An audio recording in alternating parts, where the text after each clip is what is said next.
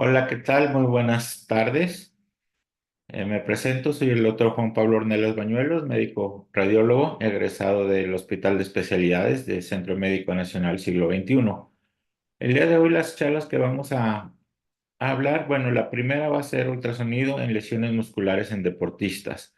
Me voy a enfocar prácticamente en lo que es lesiones de isquiotibiales, lesiones de cuádriceps, que son las lesiones más frecuentes que nos vamos a encontrar en este tipo de pacientes.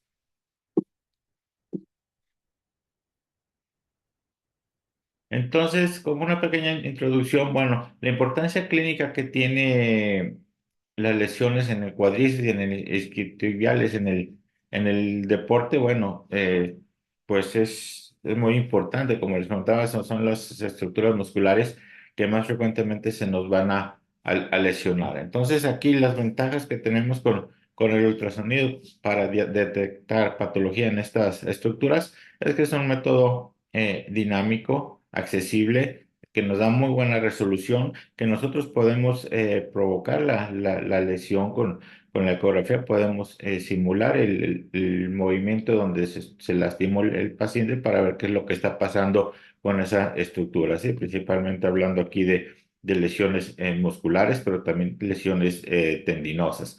Entonces, empezando con el cuádriceps. Su función principal, obvio, es la extensión de la rodilla, la flexión de la cadera, ¿sí? Tiene eh, eh, varios músculos, el cuádriceps, el recto femoral es el que se va a encargar de lo que es la extensión, y los músculos vastos son extensores de la misma rodilla. Entonces, en general, todo lo que es el músculo del cuádriceps, bueno, va a ser esencial para lo que es la marcha, la carrera, el salto, incluso para la estabilidad postural. Entonces, de ahí la importancia de estos músculos, principalmente el recto femoral, que es el músculo que tiene mayor fuerza en la región anterior del muslo.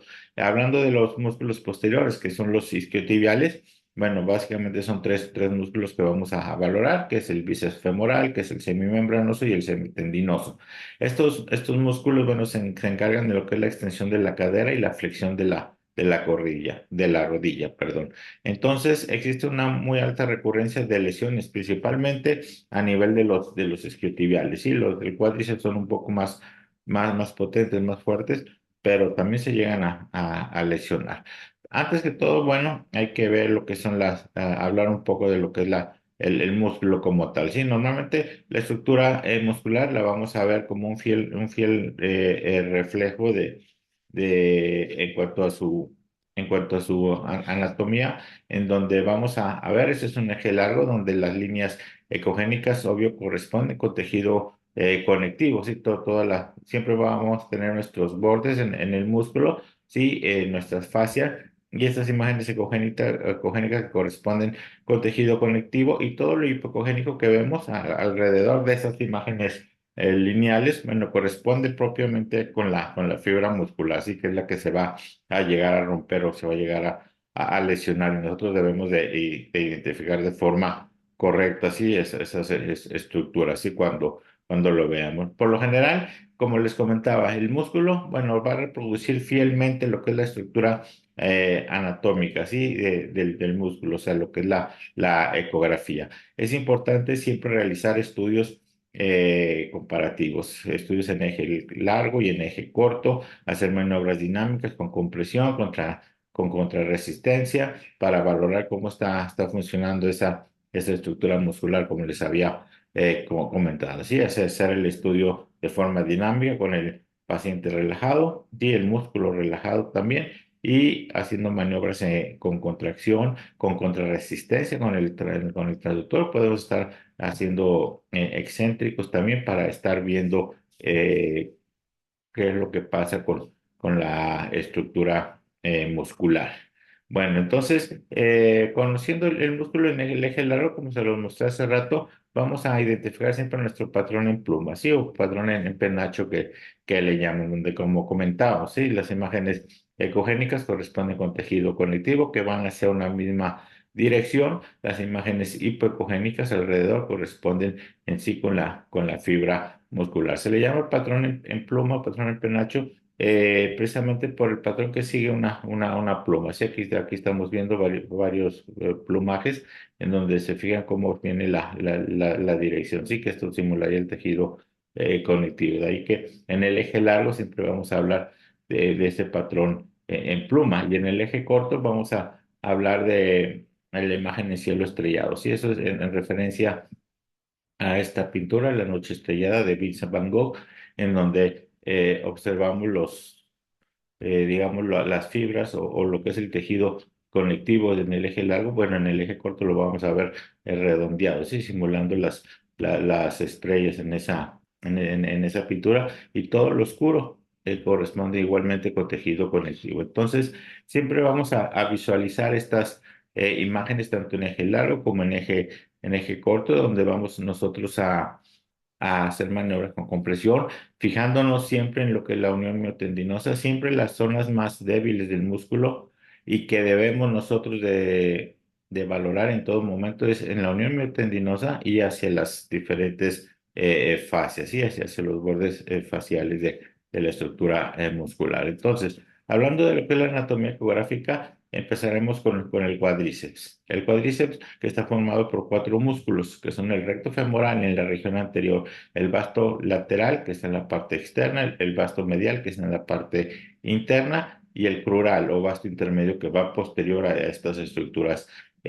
musculares. Sus inserciones, bueno, corresponden a su inserción proximal del recto femoral. Tiene dos inserciones proximales, ¿sí? Una inserción directa que va en la espina ilíaca antero-inferior, una inserción indirecta que corre hacia el borde acetabular, y hacia su borde distal, este recto femoral se va a unir con los músculos vastos para formar un tendón conjunto, que es el tendón del cuádriceps, e insertarse en el borde superior de la rótula, ¿sí? Entonces, igual, siempre vamos a estar haciendo maniobras dinámicas, maniobras en eje largo, maniobras en eje corto, para poderlo identificar correctamente en todo su trayecto, ¿sí? Siempre vamos a valorar todo el trayecto muscular. Ahora, en la región posterior, hablando de los músculos isquiotibiales, bueno, son tres músculos, ya les comentaba. El bíceps femoral, que a su vez son dos músculos, una cabeza larga y una cabeza corta. El semitendinoso y el semimembranoso. En la inserción proximal de esas estructuras musculares hay una inserción común entre lo que es el bíceps femoral en su cabeza larga y el semitendinoso, y a un lado viene la inserción del semimembranoso, esto a nivel de la tuberosidad isquiática. ¿Sí? Después, a nivel distal, bueno, tiene sus inserciones cada uno diferente.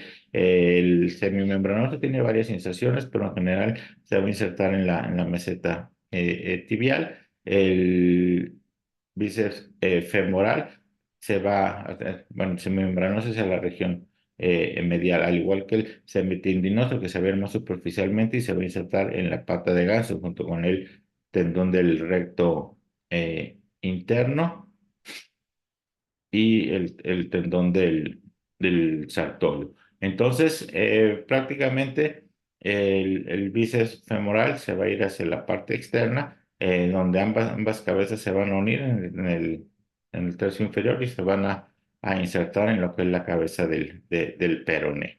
Entonces, para nosotros valorar esa parte distal del bíceps femoral, podemos tomar como referencia el nervio ciático. A nivel proximal vamos a identificar la inserción o la inserción común o el tendón común del bíceps femoral con el semitendinoso, y posteriormente al nervio ciático vamos a estar viendo el aductor magnus, y vamos a seguir ese bíceps que se va a ir por ese nervio ciático que se va a ir por debajo del bíceps femoral. Cuando el bíceps se va a dividir en cabeza larga y cabeza corta, es cuando vamos a ver que también se divide el nervio ciático en el tercio inferior, en el peroneo.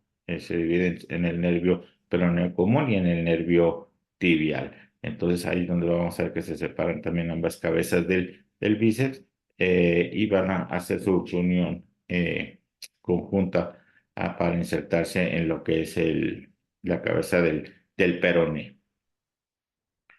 Entonces, anatómicamente, ¿cómo vamos a ver el cuádriceps? Les comentaba, a nivel proximal, vamos a identificar nuestra, mm, nuestra inserción común, ¿sí? De lo que es el recto femoral. Esta es la inserción directa. Esta es la espina ilíaca antero-inferior. Y viene, aquí vemos una hipocogenicidad, porque aquí es donde se va a separar un poco lo que es el tendón indirecto para irse hacia la parte acetabular. Pero esta es la parte tendinosa donde la vamos a ir siguiendo y vamos a caer en sí a lo que ya es la parte del cuádriceps como tal. Es importante visualizar esta línea ecogénica que corresponde con parte o corresponde con la parte tendinosa, ¿sí? Del tendón, donde se une en directo e indirecto. Entonces, guiándonos con esta imagen ecogénica, siempre alrededor es donde vamos a buscar lesiones, ¿sí? Ya sea desgarro, ya sea zonas de distensión. Ya les comentaba, las zonas más débiles que vamos a identificar se encuentran a nivel de lo que son las uniones miotendinosas, ¿sí? Aquí estamos viendo un tercio proximal del músculo cuádriceps, del proximal a medio, donde vemos nuestro recto femoral, nuestros músculos vastos lateralmente y todo ese músculo posterior corresponde con el crural, ¿sí? Y aquí vemos el fémur, ¿sí? Así es como lo vamos a ir visualizando.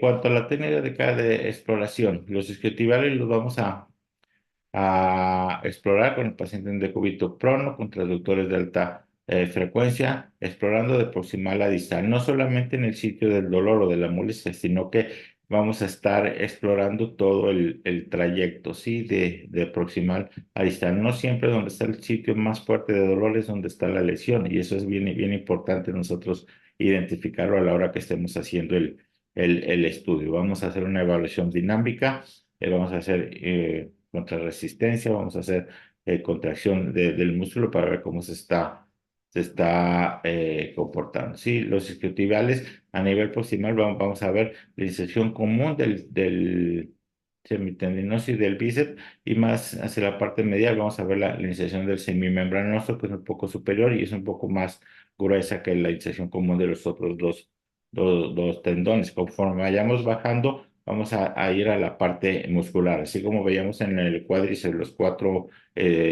músculos, aquí estamos a nivel proximal y estoy hacia la parte posterior, un poco cargados hacia la región externa, donde vamos a identificar esto que vemos aquí, es la inserción común, ¿sí? De lo que es, o es el tendón común de lo que es el semitendinoso, que corresponde con esa estructura muscular, y el bíceps femoral, que es esta que está más externamente. Posterior, nuestro marcador, como les comentaba, el nervio ciático, y todo este músculo que está por debajo corresponde con el aductor magnus. Si se fijan, acá hay otra imagen, esta más mi membranoso, el cual a este nivel va a correr por debajo del músculo semitendinoso. No confundirlos eh, con el nervio ciático. Aquí, obvio, pues es mucho más grande el ciático que el tendón del semimembranoso, pero en ocasiones, cuando está engrosado este tendón, se puede llegar a confundir, van uniendo un poco. Debemos de diferenciar siempre lo que es el tendón del semimembranoso por debajo de lo que es el músculo semitendinoso, de lo que es el nervio ciático, junto, ¿sí? Del semitendinoso con el bíceps femoral, y conforme encima de lo que es el nervio ciático. Entonces, es una forma de irlo visualizando. Cuando tenemos lesiones, bueno, también hay que identificar la morfología característica de la fibra muscular. Sí, les hemos estado estudios normales, pero en ocasiones vamos a ver que hay aumento difuso en la congenicidad del músculo, que hay disminución en el volumen. Eso es en pacientes mayores principalmente, donde vemos como en este caso el cuádriceps está aumentado de congenicidad. Se fijan cómo todo lo que es el tejido conectivo está abarcando prácticamente todo el grosor del recto femoral. No hay prácticamente fibra muscular. Si fijan, todo está prácticamente blanco. Esto corresponde con cambios por sarcopenia que nos vamos a encontrar frecuentemente también en pacientes, por lo general pacientes mayores que no hagan tanto ejercicio, no lo vamos a encontrar muy comúnmente, aunque también podemos encontrarlo en pacientes que han estado postrados mucho tiempo en cama. Sí, entonces, igual estas son donde como nos lo vamos a encontrar con aumento en el tejido grasoso subcutáneo, con disminución del volumen, con aumento difuso en la ecogenicidad. Sí, eso es común encontrarnos cambios por sarcopenia. Podemos encontrarnos todo lo contrario, ¿sí? Donde vamos a encontrar una hipertrofia muscular en donde si se fijan lo que es el tejido conectivo, pues está muy separada de lo que son las diferentes fibras y prácticamente como es un músculo que está con hipertrofia, lo que vemos es mucho volumen, sí, prácticamente todo lo que es la fibra muscular está muy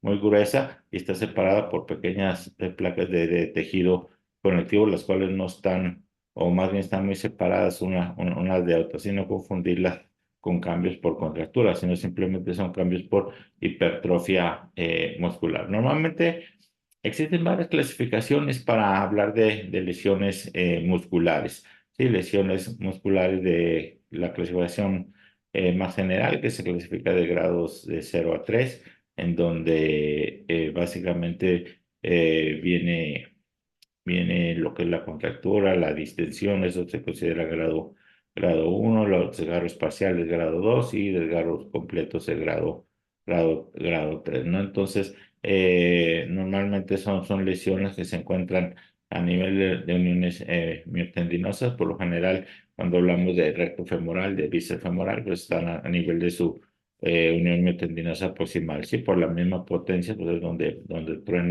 truena el músculo. Es mucho más frecuente cuando se rompe, que se rompe el recto femoral. Y en la región posterior es más frecuente las distensiones, ¿sí? O contracturas también. Entonces, cuando se rompe, bueno, vamos a encontrar algunas hematomas y cosas así. Hablando de una clasificación un poco más específica, bueno, podemos hablar de que existen 6 tipos distintos de desgarros musculares. Sí, empezando por el más frecuente, que es el desgarro miofacial.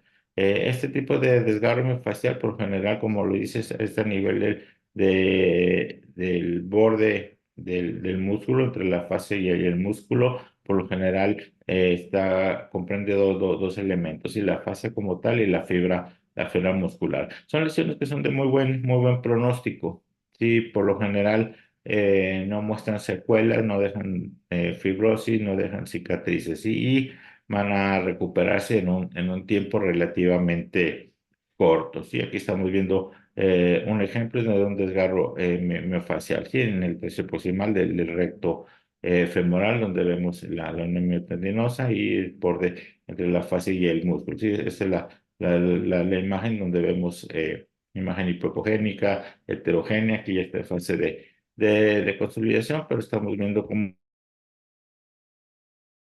la lesión. Sí, no siempre lo vamos a ver completamente anecoico. Eso depende prácticamente del tiempo y del hematoma, ¿sí? Donde debemos de tomar en cuenta. Entonces, aquí estamos viendo un desgarro miofascial. Estos por lo general incluso tienden a ser longitudinales, entonces cierran muy en corto tiempo. Estamos hablando de 3 semanas aproximadamente para poder regresar al retro to play, para que ese paciente pueda regresar a la actividad. Y como les comentaba, si guarda bien o si realiza bien lo que es el curso del tratamiento, no va a tener ninguna complicación. Está el desgarro fibrilar. Sí, generalmente el desgarro fibrilar, bueno, es una lesión de tipo lineal, muy fina, con una longitud variable, sí, que por lo general tiene un grosor que no va a exceder los 2 milímetros, y una longitud entre 3 4 centímetros como máximo. Este tipo de desgarro fibrilar ocurre en el espesor de la musculatura. Se va a acompañar de edema perilesional. Su pronóstico también es bueno y no va a dejar secuelas. Y por ahí de repente, cuando miden 3 centímetros, te pueden dejar eh, una cicatriz pequeña, ecogénica, pero que tú la mides con elastografía, no te va a dar fibrosis ni mucho menos. ¿Sí? Entonces, Aquí estamos viendo un ejemplo de este desgarro fibrilar, ¿sí? En donde estamos observando una imagen anecoica de bordes bien delimitados. Aquí estamos viendo cómo está la zona del desgarro y alrededor aumento en la ecogenicidad, ¿no? Entonces, igual este paciente se realizó elastografía. Yo generalmente en todas las lesiones musculares me guío mucho en la elastografía semicuantitativa, principalmente para valorar lo que es el return to play, ¿sí? Para valorar la maduración de la lesión, ¿sí? Para ver si ya está consolidada, para ver cuando una cicatriz ya está cerrada o si todavía es una cicatriz blanda, aunque el hematoma ya se haya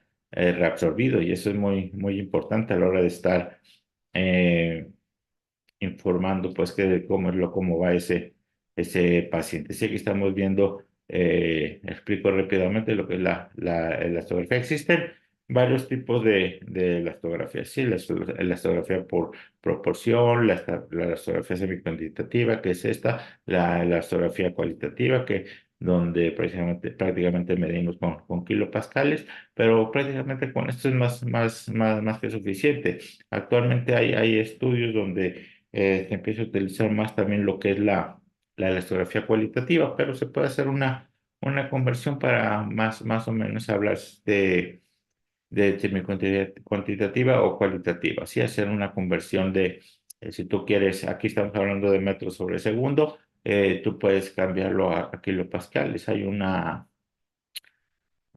fórmula en donde nosotros prácticamente si tú quieres hablar de kilopascales, vas a multiplicar 3 por metros sobre segundo al cuadrado, ¿sí? Por ejemplo, aquí estamos hablando de 0,4, lo multiplicas al cuadrado, es 0,16 por 3 por 0, pues te da 0. Entonces prácticamente eso te habla de que es un índice bajo. Sí, normalmente cuando estamos hablando de semi-cuantitativa, como es esta, lo normal es entre 1,5 y 3 a 3,5. Cuando está abajo de 1,5, como en este caso 0,4, estamos hablando de que existe pérdida en la fuerza, ¿sí? Que está hablando. Sí, en cambio, cuando está arriba de 3,5, bueno, ahí vamos a estar hablando de que hay un aumento en la tensión de esa estructura muscular. Eso si lo traduces a kilopascales, bueno, para hablar de una estructura blanda, bueno, estamos hablando que son menos de 5 kilopascales. De 5 a 30 más o menos es normal. Para hablar de que está dura es arriba de 60, incluso kilopascales. Entonces ahí más o menos vas haciendo la conversión, pero bueno. Yo por lo general simplemente utilizo esa. Estoy hablando de que estamos hablando de que la zona de la lesión, estamos hablando de que tiene 0,4. Estamos hablando de que es una lesión abierta, así que no tiene fuerza. Ese muslo se abrió y se relajó. Y obvio, donde relajó alrededor, se va a endurecer para no abrirse más. Entonces igual, si tú mides alrededor, me da un índice de dureza alto de 4,6 más o menos. Entonces, en el tejido alrededor de la lesión. Pero aquí estamos viendo como tal un desgarro fibrilar. Sí, y así en los diferentes desgarros, sí, cuando estemos hablando de elastografía. Viene el desgarro multifibrilar. Sí, que este es un foco lesional de mayor tamaño. Está asociado a edema de una mayor extensión e intensidad. Este tipo de lesiones es más frecuente que te dejen cicatriz y que te hagan fibrosis también. Por eso hay que tener en cuenta la elastografía en estos pacientes. Incluso se te puede llegar a complicar, ¿sí? Por lo general, en el ultrasonido es similar al fibrilar, aunque con varios defectos anecoicos y un mayor edema perilesional. Estas son lesiones que miden más de 3 centímetros. Sí, aquí estamos viendo un desgarro donde vemos diferentes focos. Si se fijan, de anecogenicidad, es un desgarro multifibrilar en el tercio proximal del semitendinoso, en donde estamos observando que hay mayor edema perilesional. Aquí lo estamos viendo toda la zona de edema, ¿sí? La zona de la ruptura en el eje largo, la confirmamos en el eje corto. Incluso vean como aquí me está dando ya un poco de zonas de fibrosis. Entonces, este es un desgarro multifibrilar que me va a tardar un poco más en sanar. Este tipo de desgarros por lo general tardan de 3 a 6 semanas en cicatrizar. Han cambiado un poco lo que son los tiempos que se les da para cicatrización, eso es dependiendo el tipo de desgarro. No es lo mismo un desgarro como el que vimos al principio, que en 3 semanas está, como a un desgarro como este, que es más largo, que abarca un mayor volumen, que te da más edema, que obvio transversalmente te rompe más lo que es la fibra muscular y que tiene varios septos, en donde se te va a tardar entre 5 y 6 semanas en cicatrizar. Y entonces viene también después el desgarro fascicular, que esa es una lesión de mayor trascendencia. Sí, puede ocurrir en el espesor, puede ocurrir en la periferia. Se acompaña de un compromiso de la fascia con colisión hemática de diferente cuantía, con presencia de hematoma. Sí, está bien definido. Vamos a ver el efecto en el coco, ya grande también, mayor de 3 centímetros, en una longitud variable. Sí, entonces aquí más o menos lo que es la cicatrización nos va a llevar un poco más de tiempo. Sí, algo que es muy importante es de que el valorar en dónde está la zona de la lesión, ¿sí? Donde estamos observando, por ejemplo, este no es lo mismo que se rompa en el cuerpo del músculo a que se rompa en la unión miotendinosa. Si cuando se rompe a nivel de la unión miotendinosa hay que darle todavía un poco más de tiempo para la recuperación, incluso se llegan a tardar hasta 8 semanas en cicatrizar cuando esas lesiones a nivel de las uniones miotendinosas. Y aquí estamos viendo igual con elastografía, la zona del desgarro, sí, la zona de la rotura me muestra una parte donde está más suave, sí, más blando. Normalmente lo que tengo yo en rojo, bueno, es lo más suave, sí, y lo que tengo en azul es lo más duro. Entonces, prácticamente, como les comentaba en el otro caso, la zona más suave que estamos identificando en esta zona en rojo, es la zona donde estamos viendo los hematomas, ¿sí? Donde estamos viendo que no hay no hay tensión, sí, ya se relajó el músculo, ¿por qué? Porque está roto. Y la zona de mayor tensión es esta zona, está más duro precisamente para no romperse más. Entonces esto se endurece y nos da un índice de dureza mayor o alto si lo medimos cuantitativamente. Si no, siempre es necesario medirlo. Muchas veces con la colorimetría nos da una pauta de lo que estamos observando. Y después viene esa es una lesión grave, sí, esta te va a dejar algún grado de pérdida de la función, sí, va a haber un desbalance muscular y donde vamos a ver grandes cicatrices, vamos a ver múltiples zonas de fibrosis, estructuras musculotendinosas completas, puede haber zonas de avulsión a nivel de sus inserciones óseas, entonces ahí debemos nosotros de tomar en cuenta eso. Y aquí estamos viendo un desgarro completo del recto femoral, en donde estamos observando la imagen característica de retracción, sí, con su badajo en campana, su hematoma. Pero este es un desgarro completo en el tercio proximal del recto femoral. Esto tarda mucho más en cicatrizar, como decía, te va a dejar complicación, la función va a haber pérdida o bien en la fuerza cuando regrese a la actividad, nos va a dejar zonas de fibrosis, en ocasiones, bueno, hay que valorar si es factible regresarlo sí, quirúrgicamente para tratar de unir o si con medicina regenerativa, que actualmente está muy de moda, se puede tratar a este tipo de pacientes. Sí, ese es otro desgarro también del recto femoral, sí, pero ese es un desgarro crónico. A diferencia del anterior, el cual estaba en fase aguda, ese en fase crónica, donde les comento cómo queda. Sí, este paciente en especial lo enviaron para ver cómo había quedado ya la cicatrización. Ese paciente no se operó, simplemente se trató, se aplicó PRP en la zona de la ruptura, se fijó prácticamente simplemente para que no se siguiera retrayendo, ¿sí? Entonces vemos como ya se fijó el músculo en la parte proximal, en la parte distal, ¿sí? Esta es la zona que quedó de cicatriz. Todo eso, pero ya es una zona de fibrosis cicatrizal que quedó en esa zona, pero ahí donde quedó este músculo ya se volvió funcional, obvio, no con la fuerza o la potencia que tenía antes de la lesión, pero queda un músculo en esa zona pues relativamente funcional, donde estamos observando marcada zona de fibrosis. Sí, en el pasado veíamos el hematoma muy bien marcado, sí, el proceso agudo, un proceso ya crónico donde prácticamente ya está cicatrizado otro paciente. Entonces, es importante también ver en qué, cómo nos va a llegar ese paciente, sí, en qué periodo. ¿Sí? Debemos de tener mucho en cuenta o para qué nos piden los estudios. Bueno, es para nosotros poder valorar y tratar de evitar algunas complicaciones, como lo más frecuente que es la adherenciolisis, que es una reapertura de la cicatriz y se nos puede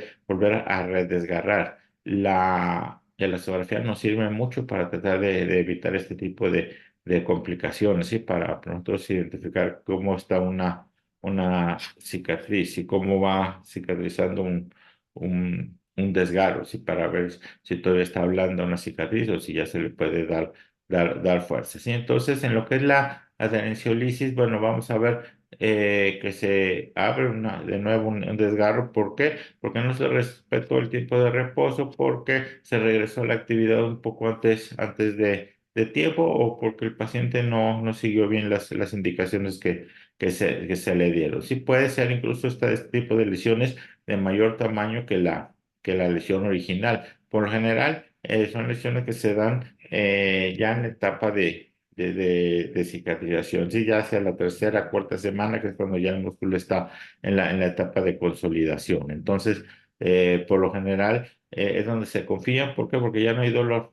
Por lo general, ya la tercera semana el dolor disminuyó mucho, entonces se confían y le empiezan a forzar de más al músculo. Y cuando hay una cicatriz blanda, pues se va a volver a abrir, se va a volver a romper. Entonces, vamos a ver focos de sensación en marginales, en donde vamos a ver zonas abiertas con zonas cerradas. Aquí el problema es de que son lesiones que si normalmente vamos hablando de un periodo de 4 o 6 semanas para cicatrizar, si se vuelve a abrir, vamos a hablar de otros 6 a 8 semanas más. Entonces, una lesión de un mes nos puede ir hasta una lesión de 3 meses para su consolidación. Entonces, de ahí la importancia es de tratar de detectar este tipo de complicaciones a tiempo. Si aquí estamos viendo un ejemplo de un redesgarro donde lo estoy eh, midiendo con la elastografía, donde vemos un músculo heterogéneo, aquí lo vemos,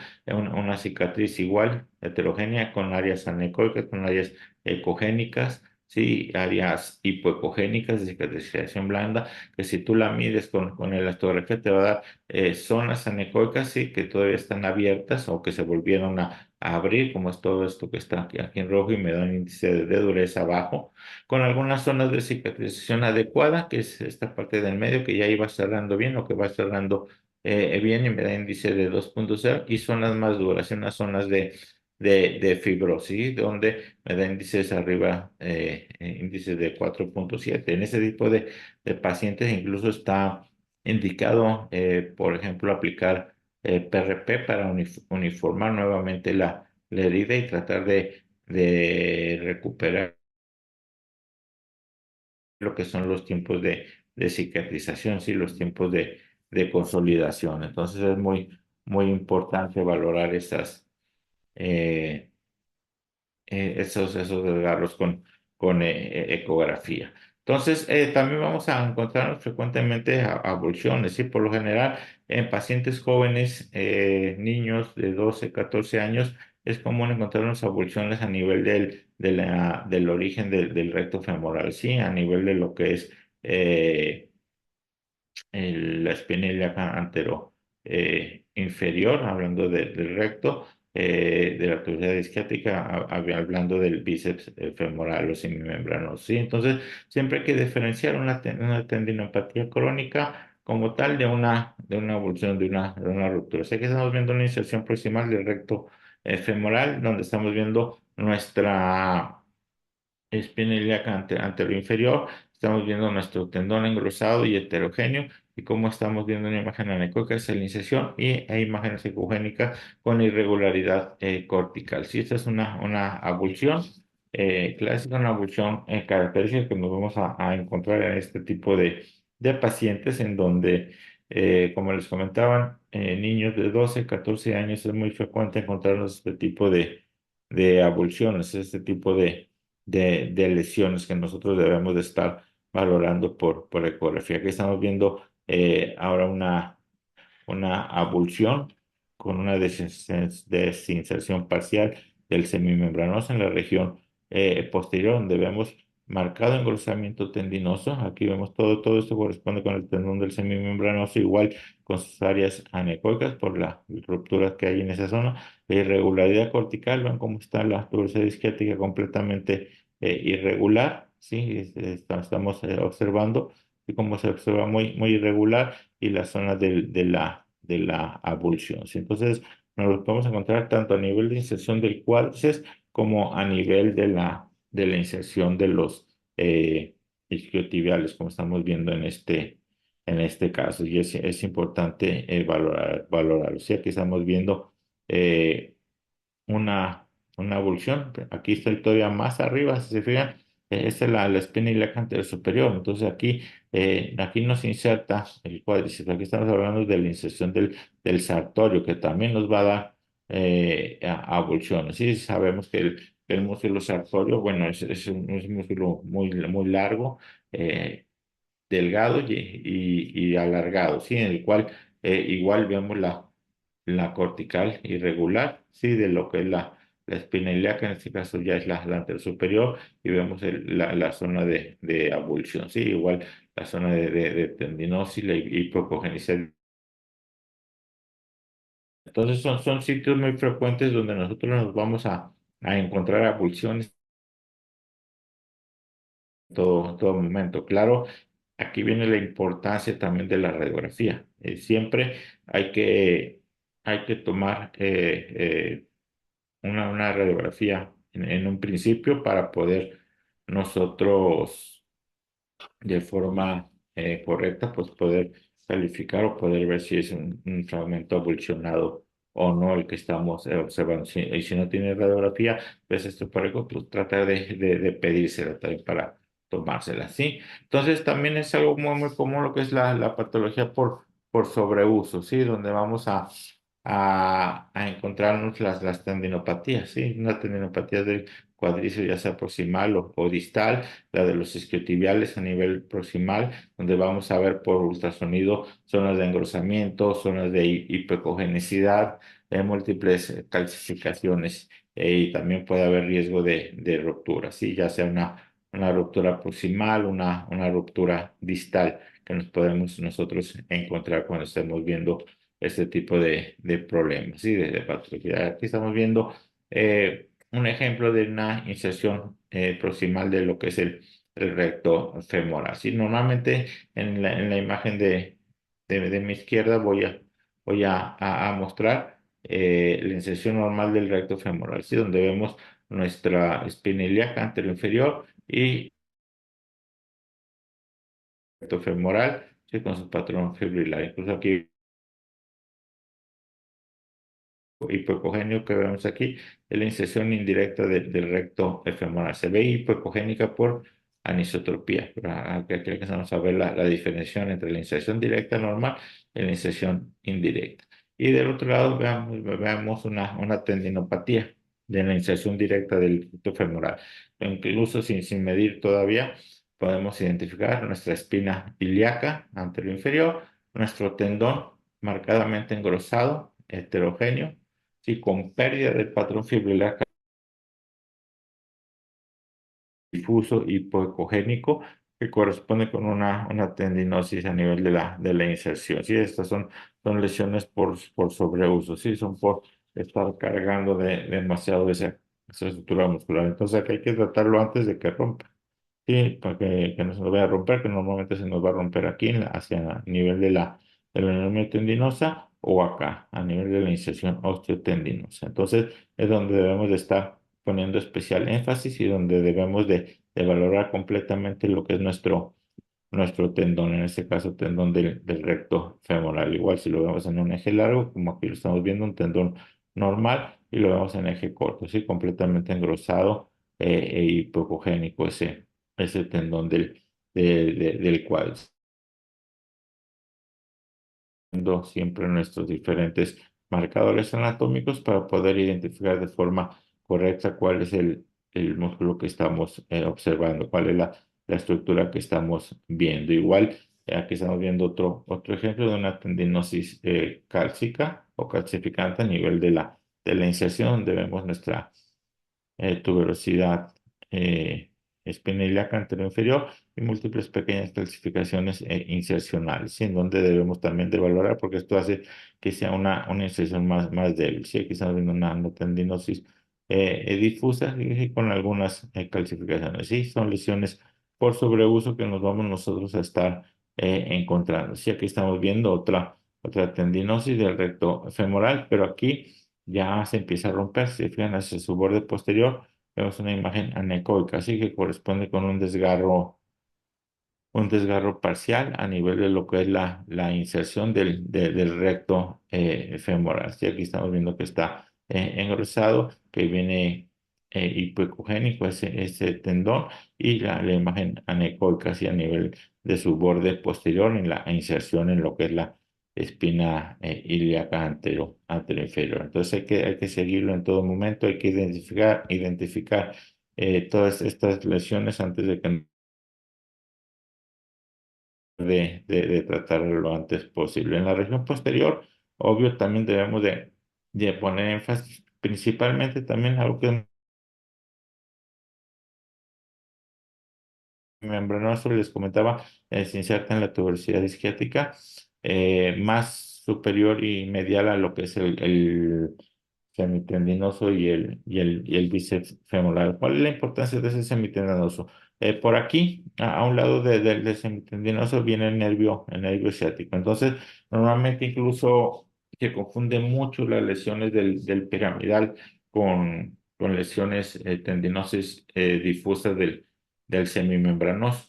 Entonces, es importante mencionar que cuando viene un piramidal, bueno, hay que ver cuál es el origen. Es común que se inflame este tendón del semimembranoso, que haga fibrosis en pacientes normalmente que hacen deporte, que no estiran bien al final, que por lo general calientas bien, pero al final no estiras bien. Ese tendón se va haciendo fibroso, sí, se va a ir engrosando, va a ir haciendo fibrosis, se va a hacer duro esa zona y te va a dar una molestia muy fuerte en la región posterior, medial del glúteo, y puede comprimir a lo que es el nervio ciático y aventarlo contra este músculo de acá, que es parte del piramidal. Entonces, muchos piramidales tienen que ver con el tendón del semimembranoso. Sí, entonces hay que ponerle mucho énfasis en esa zona. Aquí estamos viendo igual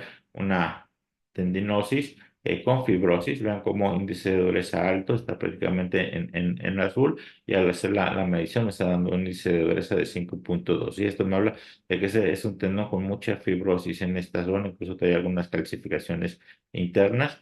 Incluso vean, aquí estas partes, estos de aquí, es el nervio ciático. Entonces viene el tendón, aprieta el nervio ciático contra el piramidal que viene acá, y te puede simular un síndrome del piramidal, o dar un síndrome del piramidal, pero en el cual su origen viene en la inserción del semimembranoso. Entonces, fue una recopilación rápida de las lesiones más frecuentemente que nosotros nos podemos encontrar en deportistas a nivel muscular. Si se fijan, la ecografía nos ayuda mucho para lo que es la evaluación de estos tipos de lesiones, incluso ayudarnos mucho con la elastografía para nosotros ir viendo cómo va cicatrizando alguna de estas mismas o a estos mismos desgarros para el regreso a la actividad del deportista.